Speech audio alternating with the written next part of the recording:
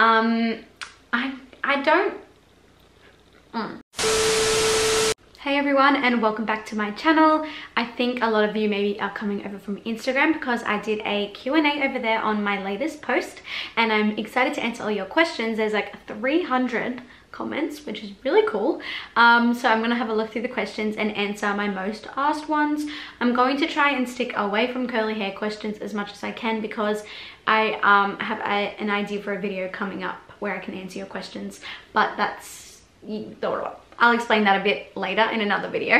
Let's hop straight into the questions because we've got lots to get through. I haven't done a Q&A in so long. Have a look. So I want to address this one first because I'm getting it a lot. Everyone's asking what I am and what religion I am. So I'm Lebanese Australian. I was born in Australia, but my parents are Lebanese and I'm Lebanese in my blood, in my DNA. So yeah, we're very involved in our traditions here. We love being Lebanese, and yes. Also, I'm a Maronite Catholic as well, so that is what I am. This is funny.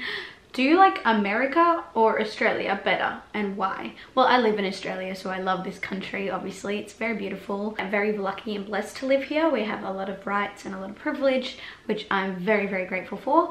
But I love visiting America. I don't know if I'd ever live there for like a very prolonged period of time, but I still love going there on holidays and things like that. I love New York. I've only been to LA for a short amount of time, so I'm not sure how I feel about it, but I definitely love New York, and I really want to go back as soon as we can because of the situation. I hope you're all staying safe there too, because it's really bad. But yeah, I'm sending my love and prayers, but I love Australia, so yeah. Okay, here's another one I get a lot of. When are you coming to Lebanon, and will you visit Lebanon, and have you been to Lebanon? I have been to Lebanon once when I was younger, and I loved it. It's such a beautiful country. I've also got a lot of family there, and it just felt like I was at home because it was gorgeous. And yeah, I really love Lebanon.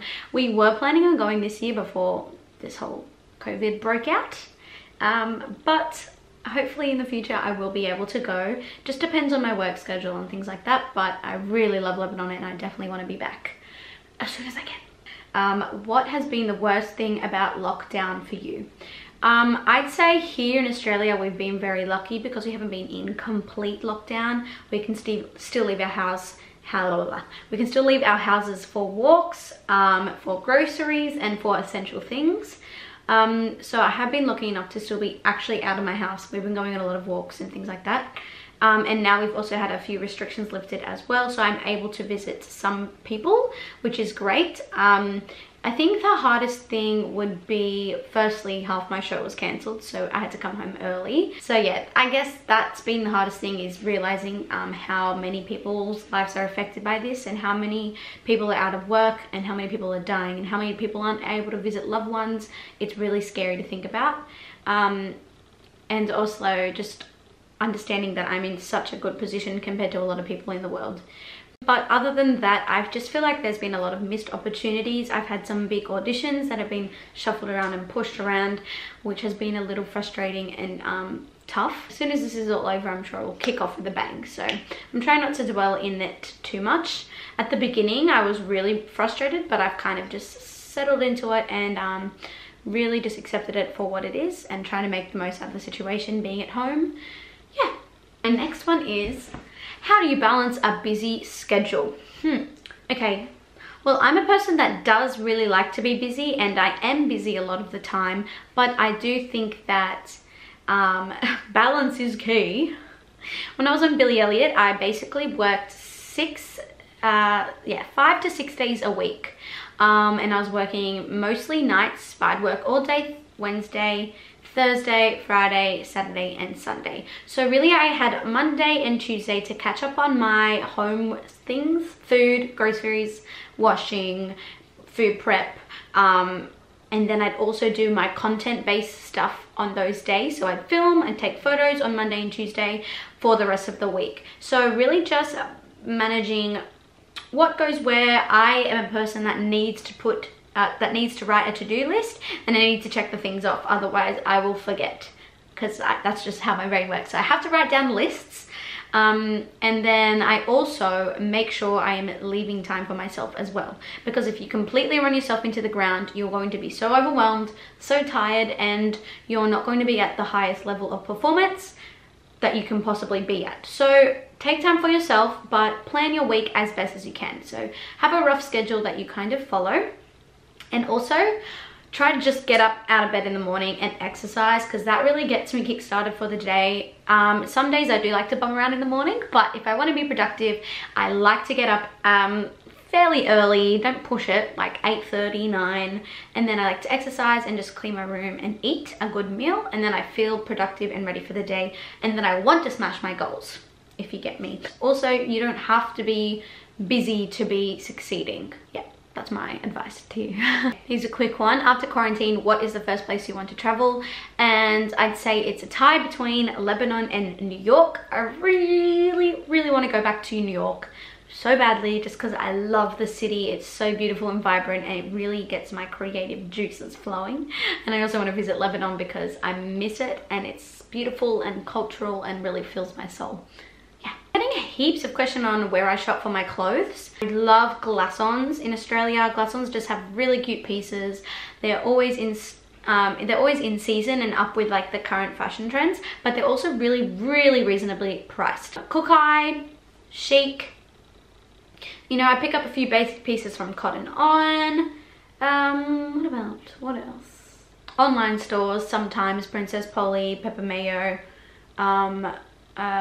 Verge Girl, a few things like that. But yeah, mainly like Kookai, Glassons, Chic. I'd really say those are the main places.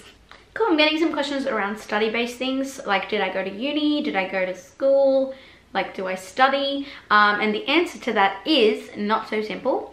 Basically, I went to a performing arts high school until I was in year 10, and I left the performing arts high school to study dance full-time, and I completed year 11 through homeschooling, but then I left school and just completely did full-time dance. I got my diploma in performing arts, and that is what I've done for study. I'm not currently doing any courses or doing uni or anything like that. Right now, it's not the path I really am going down. There is another course I'm weighing up between doing in the near future around ballet teaching and R.E.D.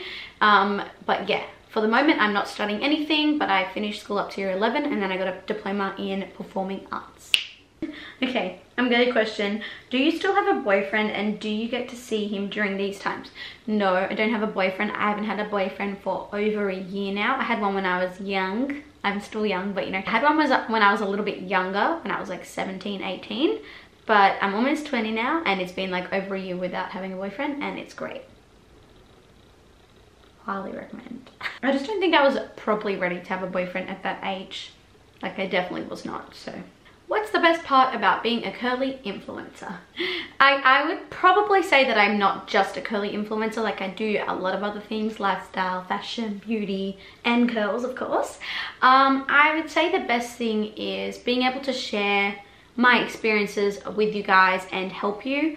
That is the most fulfilling thing about this job. Of course, I absolutely love working with really cool brands that I actually love and have always loved. That is an amazing thing that comes with this job. But being able to help you guys is really the most fulfilling out of the two. Seeing all your beautiful stories and your messages and everything about how I've helped you is really humbling, and that's why I really continue to do this. I just want to be someone that can help young girls growing up to not despise their hair and what they're given, or their body, or anything, their culture, and just to embrace it, because yeah, I just want to help. That's the best thing. Okay, I posted this like funny video about the mispronunciation of hummus. So everyone's asking me how you say it properly. So don't say hummus. That's just like the really Aussie version of it, like hummus. I guess it makes sense because it's spelt like that, but we say hummus. Hummus. Instead of hummus. Hummus. There you go. How would you describe your style 2 years ago? Alright, I guess my style has changed, especially in the last year. My style has changed dramatically. 2 years ago, I was a kid. Like, I loved fun colors, I loved being quirky, I loved Vans with like a dress and I mean, that's still cute, but you know, I had no really fashion identity. I just wore whatever I wanted to wear, and I loved fun, colorful things. But over the last year, I've grown up a lot in my personal life, and that kind of correlates to my fashion sense, because now I still love being fun, but I do want to be taken more seriously, and I like to dress more modestly than I did in the past, and that really comes down to growing in my faith as well as a Christian. So I try to dress more modestly, but still really fashionable, because I've always loved fashion. But yeah, I love neutral tones with gold accessories. Yeah, I've really definitely changed in my fashion sense looking back. I hope people don't come up for me for saying I want to dress more modestly. It might not be your version of modest, but everyone's got different versions. So here's a great question. How do you keep yourself confident and positive despite social media negativity and daily issues coming up? Any tips? All right. So I haven't always been super confident. I'm sure if you watched this video, my curly hair journey, you would know. Growing up, I definitely wasn't super confident in who I was and what I looked like, because of what the normal social standard with beauty was. But I've really come to accept that God has given me this vessel for a reason. And knowing that God literally made me, how can I hate that? Like, I can't hate something God's created. So I've learned to love myself for what I am, because God made me this way for a reason. Also, I don't like to look upon things that I know are going to make me feel like poo. I don't follow lots of, you know, social media influencers that are like overly open with their body, and that is because I don't want to see that and then compare myself to them. And I especially don't love the idea that young girls that are questioning their bodies will see that and think that they have to look like that. So that's why I also don't post photos like that. The main thing I do to stay positive and not let negativity from social media affect me is, first, love what you're being given, and secondly, don't follow accounts, bless you, don't follow accounts that make you feel like shit. Like, simple. Don't follow accounts that make you feel like shit. But favorite books, and my answer is the Bible.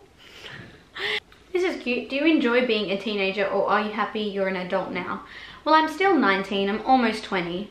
So I guess I'm still a teenager. I don't know. If you mean by like 13 upwards, I loved parts of it and I hated parts of it, but I feel like that's really normal in life. But I do love being an adult, because you have, you know, a sense of freedom, but also I just feel like I use my brain differently to when I used it as a kid. I cared about a lot of other things that I don't really care about now, and vice versa. So yeah, I wouldn't really pick one or the other, but I did hate high school. So yeah, I'm glad I'm not there. Let me tell you that. I'm gonna finish with this question. How did you grow on Instagram? I grew on Instagram because, yeah, I started to just tag some big curly hair accounts in my photos, and then they kind of got reposted, which was really cool. And I started to gain a few followers. Like, I got up to around 9K, and then I decided that, you know what, everyone's asking me what I use in my hair, so I'm just gonna film a video on my phone in my room. I'm just gonna film it, show them what I do, just for fun, mainly for the people who are asking. And then it like blew up, and I was like, what is going on? And I started gaining more followers, and I was like, this is cool. Like, this is awesome to help people with hair. And a lot of people were kind of in the same boat as me. They were transitioning, or they wanted to know more about curls. So I just kept doing more videos and kept posting more photos and engaging, and they got reposted and they blew up, and like one hit 5 mil. It was crazy. So that's kind of how it all started. Before that, I was still doing a little bit of modeling, and I was also posting a lot of dance videos and stuff. So yeah, it kind of all started from there, and it snowballed. Decided to make a YouTube channel, and it was one of the best choices I ever made. Okay guys, I hope you enjoyed today's Q&A. I tried to answer as many questions as I can, but I tried to stay away from the curly hair ones, even though there were really a lot of those. I hope you enjoyed today's video. Stay tuned for more. And thank you so much for watching and tuning in and always supporting me. I love you guys, and yeah, I hope you're all being safe and you're happy and healthy. Please feel free to ask me as many questions as you want. I try to get back to most people, even though it's hard sometimes. But yeah, love you guys. Bye.